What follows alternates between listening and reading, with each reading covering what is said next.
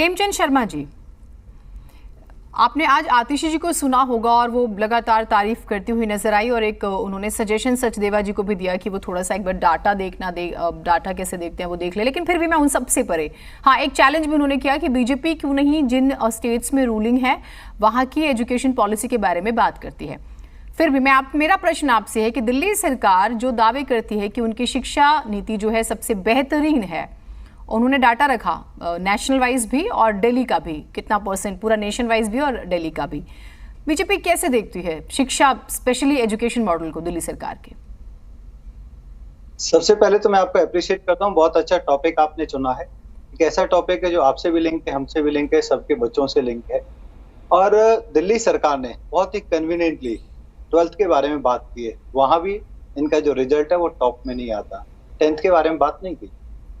2011 से लेकर 2014 तक लगभग 99% रिजल्ट दिल्ली का आता था। 2014 के बाद 2015 से लेके 20 तक वो गिर के 80% के आसपास हो गया। इस बार वो 85% आया, 13वें नंबर पे है। वो दिल्ली 13वें नंबर पे है जहाँ कहते हैं हर साल हम बजट बढ़ाते हैं, जहाँ पे एक्सेस का बजट है, जहाँ पे सिर्फ और सिर्फ एक शहर है, एक लिमिटेड एरिया है, पहले से ही संसाधन थे, स्कूल पहले से ही बने हुए थे, कोई नया स्कूल बनाया नहीं। वहां पे 13वीं पोजीशन पे क्यों? देश की राजधानी है, ये अपने आप में दिखाता है। और आप इस नए मॉडल की बात करते हो, आप बच्चों को कन्विंस तो नहीं कर पाए। कितनी एनरोलमेंट हुई आपके नए बोर्ड में, जो बोर्ड रिकॉग्नाइज्ड भी नहीं है।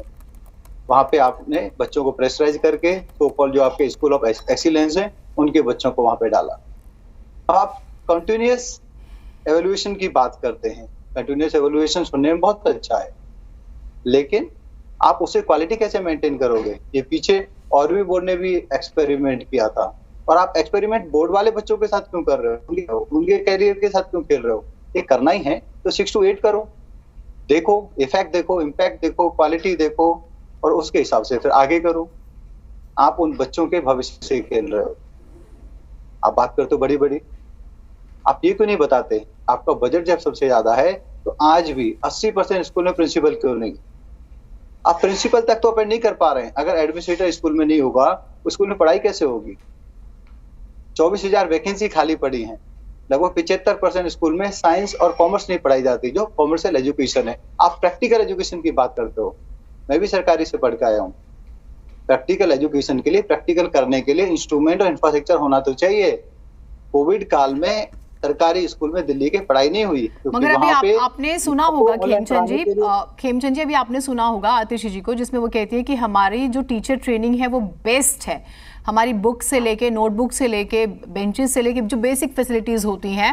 मुझे याद है जब हम दिल्ली, मैं तो रोहिणी सेक्टर 1 के स्कूल में ही पढ़ती थी, सर्वोदय कन्या विद्यालय में, तो वहाँ पर वो ठीक है, हम समय के हिसाब से डेवलप होते हैं, तो कुछ क्लासेस में बेंचेस थे, कुछ क्लासेस में हम टाट पट्टी पे बैठते थे। तो मैं उसे ये नहीं कहूंगी कि संसाधनों का अभाव, समय समय के हिसाब से डेवलप होते हैं हम, वो भी मुझे समय याद है। तो नाउ अभी वो ये डंके की चोट पे कह रही है कि हमारा बेस्ट है, तो आप इसको बिल्कुल खारिज कर रहे हैं कि नहीं बेस्ट है। कैसे बेस्ट है? नहीं, आप खुद पढ़े लिखा भी होती, कैसे बेस्ट है?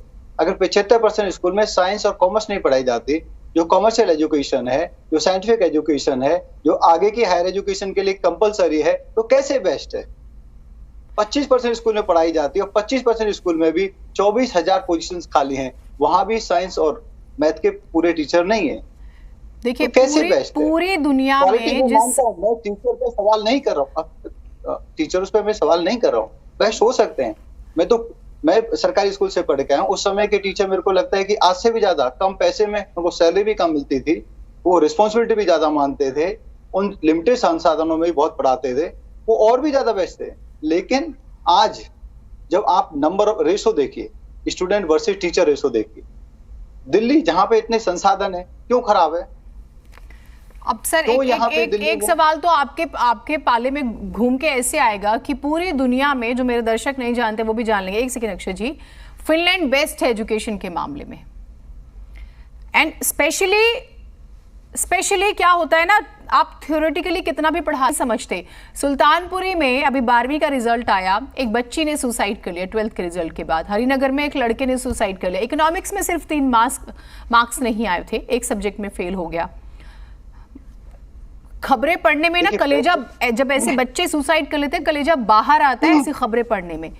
तो अब ये क्या है ना कि आप लोग एक टेबल पे नहीं बैठते, आप फिनलैंड की फाइल रोक दी जहां टीचर ट्रेनिंग करके आए, तो ये सियासी मुद्दा बन जाता है ना खेमचंद जी।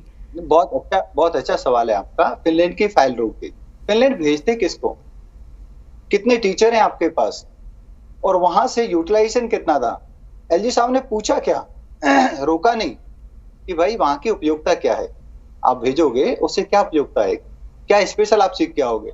आज हम लोग सॉफ्टवेयर आर्किटेक्ट हैं, हम लोग वर्क फ्रॉम होम करते हैं, आज हम डिबेट भी घर से कर रहे हैं, हमें नोएडा भागने की जरूरत नहीं है। आज से 3 साल पहले हमें 3 से 4 घंटे लगाने पड़ते थे, आज नहीं लगाने पड़ रहे। सब काम जब रिमोटली हो रहे हैं तो फिनलैंड जाने की जो उपयोगिता है वो बताने में क्या दिक्कत थी? बाद में अप्रूवल भी दिया। और तब mid of session, please mid of session में, छुट्टियों में भेजते हैं, क्या दिक्कत है? ब्रेक में भेजते हैं, मिड ऑफ सेशन में कौन भेजता है?